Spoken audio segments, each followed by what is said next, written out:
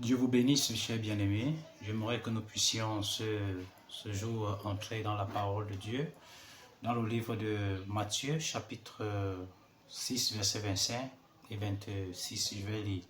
C'est pourquoi je vous dis, ne vous inquiétez pas pour votre vie, de ce que vous mangerez, ni pour votre corps, de quoi vous serez vêtus. La vie n'est-elle pas plus que la nourriture, et le corps plus que le vêtement?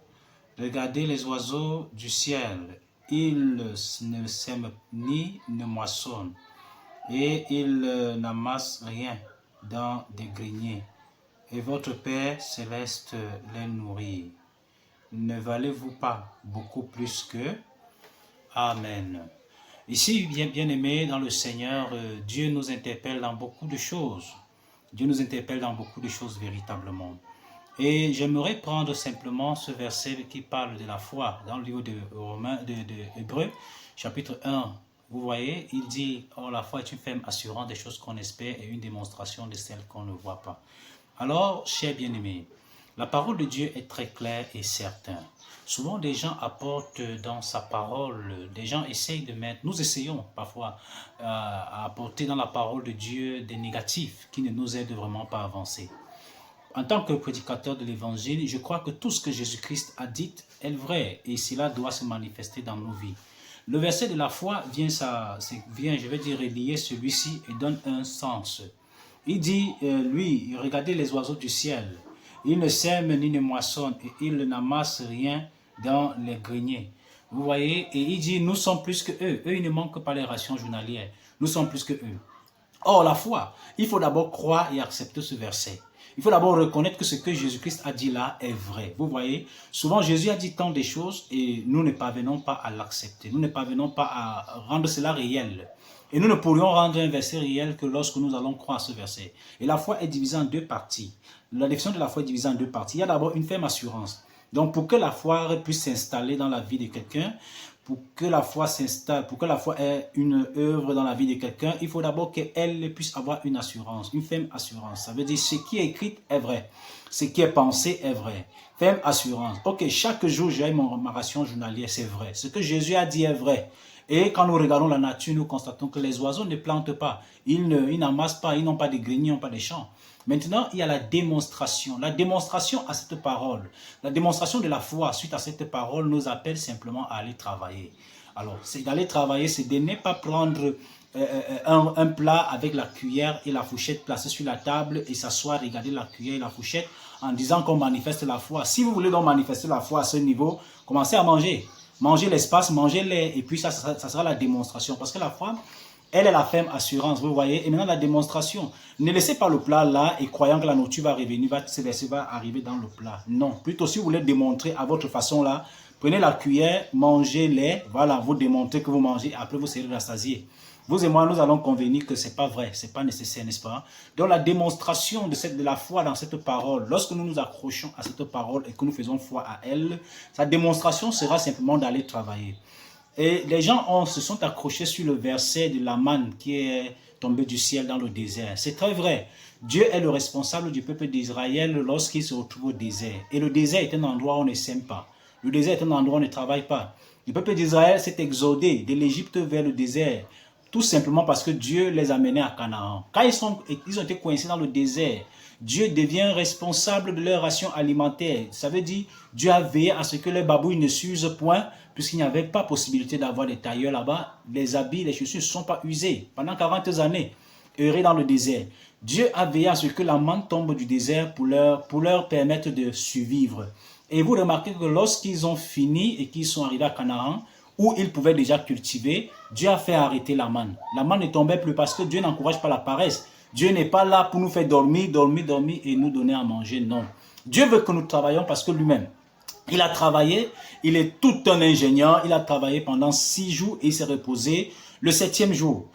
Vous savez, frères et sœurs dans le Seigneur, la paresse est un très vilain défaut et les chrétiens ont pour habitude de cultiver cette paresse. Les hommes en général, Dieu est responsable de nos vies parce qu'il nous a créés. Nous devons le savoir. Ce n'est pas seulement pour les chrétiens, Dieu est responsable de la vie de tout le monde parce qu'il nous a créés.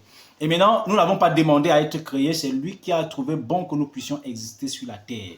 À partir de ce moment, Dieu veille à ce que nous mangeons. Et maintenant, il faut travailler, il faut sortir travailler. Des personnes restent à la maison et dorment. Le soir, ils espèrent manger. Non, le soir, quand tu vas te réveiller, tu n'as rien à manger. Tu vas juste te lever, aller chez la voisine ou chez le voisin pour mendier. Et lorsque tu iras là-bas, tu vois, si le repas n'est pas prêt, tu seras obligé d'inventer des choses. Et ça fait des gens des menteurs. Parce que tu inventes des histoires. Chaque jour, il faudra faire une histoire, raconter une histoire pour manger. Et est-ce que tu es un dieu d'histoire, mon frère? Tu n'es pas un historien. Tu te retrouveras en train d'inventer des choses qui n'ont pas de sens. Tu parleras de la vie des uns et des autres. Tu feras du commérage. Femme, tu ne travailles pas, tu vois, tu vas chez ta copine, elle, chez qui tu peux manger. Comment est-ce qu'elle a fait pour avoir? C'est la question que tu dois te poser. Si elle restait sans travailler, est-ce qu'elle aurait mangé? Non. Mais toi, tu préfères rester et rentre là, ça et là, non. Nous devons nous exercer au travail. Peu importe le travail. Et laissez-moi vous dire une chose. Vous pensez souvent que vous auriez des travaux faciles. L'autre est dans le bureau, l'autre est ici, l'autre est ça. Toi, tu veux un travail, tu veux être bureaucrate. Nous ne sommes pas tous appelés à être des bureaucrates. Vous voyez, il faut, si tu ne peux pas être embauché dans un bureau, il y a des travaux champêtres, il y a plein d'autres choses, il y a le commerce que nous pouvons faire.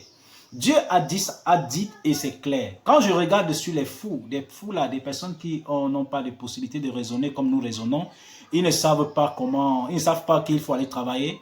Dieu s'occupe de leur ration alimentaire. Il n'y a pas un fou qui meurt de faim. Chaque fou, quand il se lève le matin, avant le coucher de la nuit, il doit manger. Parce que Dieu pouvoir. Même si c'est dans la poubelle, Dieu pouvoir. La différence entre eux et nous, et ce qui prouve que Dieu pouvoir, est que quand ils vont fouiner dans la poubelle, quand ils vont fouiller dans la poubelle, ce repas ne les cause aucun tort dans leur ventre. Parce que Dieu s'occupe de leur guérir, de leur soigner. Dieu pouvoir à tout le monde. Toi qui as les deux mains, qui as un bon raisonnement, qui as les deux pieds, va manger à la poubelle.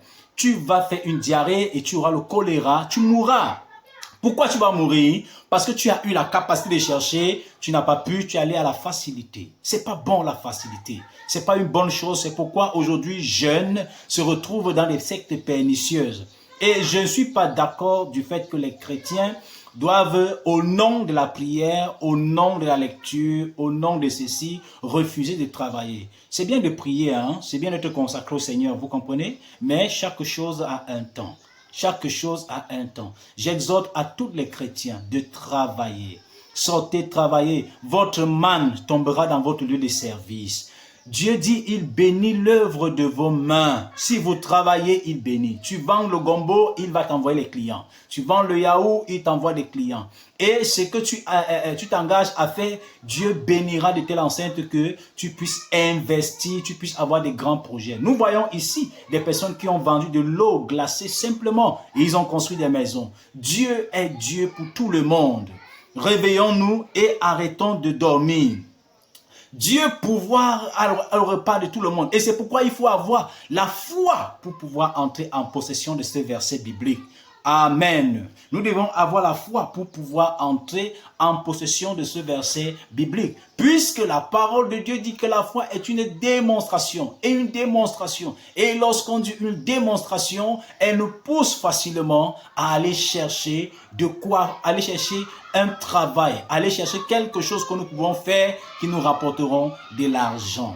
Et ça permettra ce que nous puissions exister, nous puissions vivre dans de très belles conditions. Alléluia. Que Dieu vous bénisse. Que Dieu bénisse réellement. La démonstration. Dieu a besoin des personnes qui croient et qui les démontrent. Donc, bien-aimés, soyons prêts à la démonstration de la parole. Le Seigneur vous bénisse richement. Amen.